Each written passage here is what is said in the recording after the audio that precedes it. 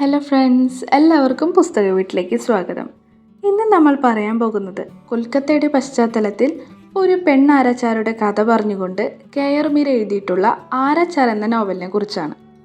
പരമ്പരയായി വധശിക്ഷ നടപ്പാക്കൽ തൊഴിലാക്കിയ ഒരു കുടുംബത്തിൻ്റെ കഥയാണ് നോവൽ പറയുന്നത്. നോവലിലെ പ്രധാന കഥാപാത്രമായി എത്തുന്നത് 22 വയസ്സുകാരിയായ ചേതനയാണ്.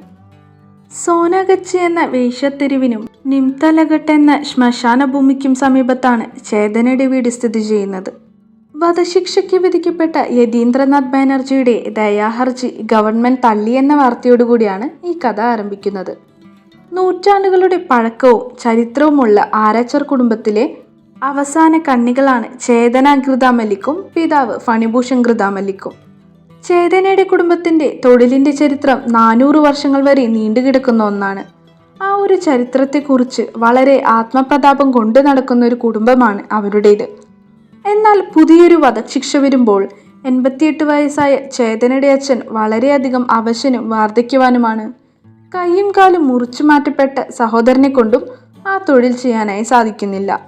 ബാക്കിയുള്ള ആൾ ചേതന മാത്രമാണ്.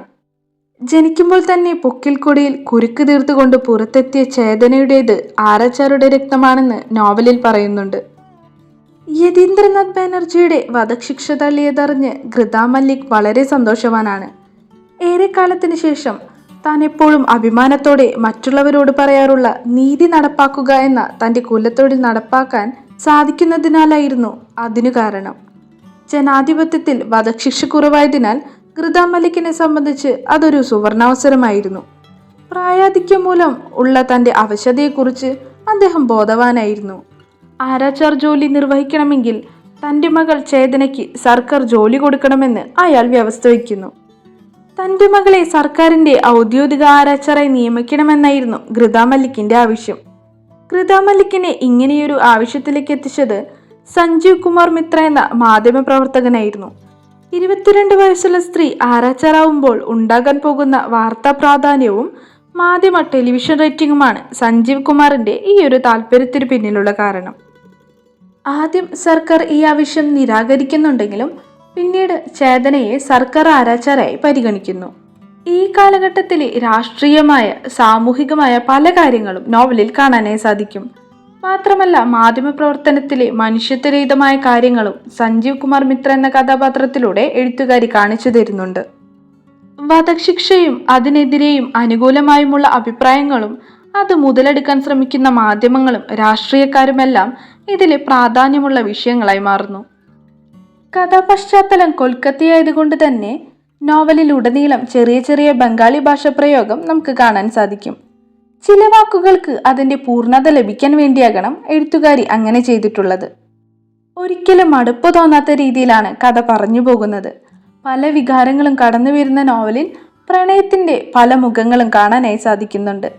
ആരാച്ചാരുടെ മകളായി ഒരു പരമ്പരാഗത ആരാച്ചാർ കുടുംബത്തിൽ ജനിച്ച ചേതനയ്ക്ക് മരണം വളരെ സ്വാഭാവികമായ കാര്യമായിരുന്നു.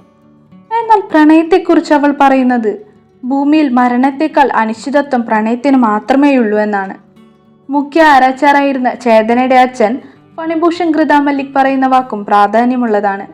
മരിച്ചവരെ സ്നേഹിക്കുന്നത് ജീവനുള്ളവരുടെ ചൈതന്യം നശിപ്പിക്കുമെന്നാണത്. കോടതി ഉത്തരവ് പ്രകാരമാണെങ്കിലും ഒരു പ്രതിയെ തൂക്കിക്കൊല്ലുക എന്നതൊരു വലിയ ഉത്തരവാദിത്തമാണ് ആരാച്ചാർക്ക്. നിയമത്തിനു വേണ്ടിയാണെങ്കിൽ കൂടിയും അവരുടെ കൈകൾ കൊണ്ടാണ് ഒരു ജീവൻ ഇല്ലാതാകുന്നത്.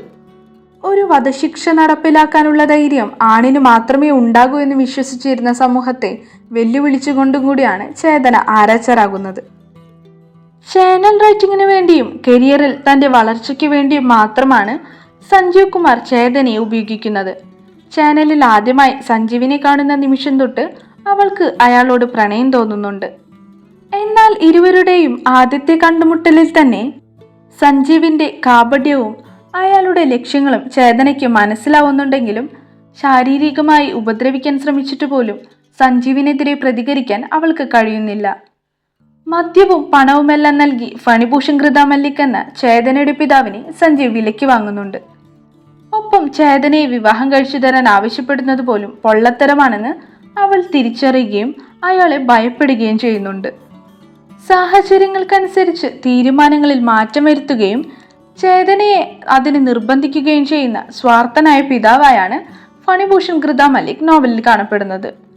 നിയമങ്ങൾ പറഞ്ഞു തരുന്ന ശരിയും തെറ്റുമല്ലാതെ ആരും ശ്രദ്ധിക്കാതെ പോകുന്ന മനുഷ്യരുടെയും അവരുടെ ശരിതെറ്റുകൾക്കും ഇടയിലൂടെ ചേതന കടന്നു പോകുന്നുണ്ട്.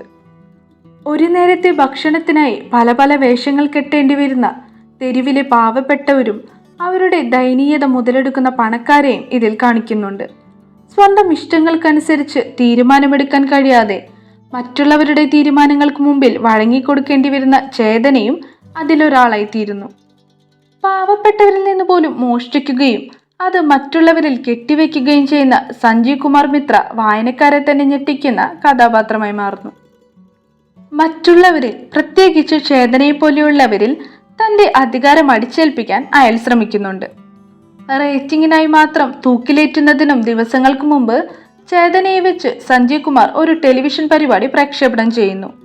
റേറ്റിംഗ് കുറയുമെന്നൊരു ഘട്ടം വരുമ്പോൾ തൂക്കിലേറ്റാൻ വിധിക്കപ്പെട്ട മനുഷ്യന്റെ ഭാര്യയെ തന്നെ അവളോടൊപ്പം കൊണ്ടുവരുന്നത് ചേതനയെയും വായനക്കാരെയും ഒരേ സമയം ഞെട്ടിപ്പിക്കുന്നു.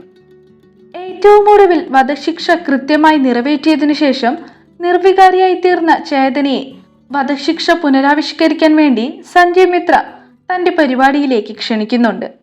അവിടെ വെച്ച് തനിക്ക് നേരെ ഇതുവരെയും ചെയ്ത അനീതികൾക്കും അവഗണനകൾക്കും മറുപടി എന്നോണം അയാളുടെ കഴുത്തിൽ കുരുക്കിടുന്നിടത്താണ് കഥ അവസാനിക്കുന്നത്. അങ്ങനെ സമൂഹത്തിൽ നിലനിൽക്കുന്ന പുരുഷ മേധാവിത്വം, ഇന്ത്യൻ രാഷ്ട്രീയം, സ്ത്രീകൾക്കു നേരെയുള്ള അതിക്രമങ്ങൾ, മാധ്യമങ്ങളുടെ കടന്നുകയറ്റം എന്നിങ്ങനെ ആനുകാലികമായ പല വിഷയങ്ങളും പറഞ്ഞു പോകുന്ന ഈ ഒരു നോവൽ തീർച്ചയായും നിങ്ങൾ ഒരിക്കലെങ്കിലും വായിച്ചിരിക്കേണ്ട ഒരു പുസ്തകമാണ്. ഈ ഒരു പുസ്തകം വായിച്ച് നിങ്ങൾക്ക് തോന്നിയത് എന്തൊക്കെയാണ്? വധശിക്ഷ എന്ന സമ്പ്രദായം ഒരു നല്ല കാര്യമാണോ അതോ മോശം കാര്യമാണോ? മാത്രമല്ല, നിങ്ങൾക്ക് ഈ വീഡിയോയെക്കുറിച്ച് എന്തൊക്കെയാണ് തോന്നുന്നത്? നിങ്ങളുടെ അഭിപ്രായങ്ങൾ എല്ലാം കമൻറ്റായി അറിയിക്കാൻ മറക്കരുത്. അപ്പോൾ വീഡിയോ ഇഷ്ടപ്പെട്ടെങ്കിൽ തീർച്ചയായിട്ടും ലൈക്ക് ചെയ്യുക, ഷെയർ ചെയ്യുക.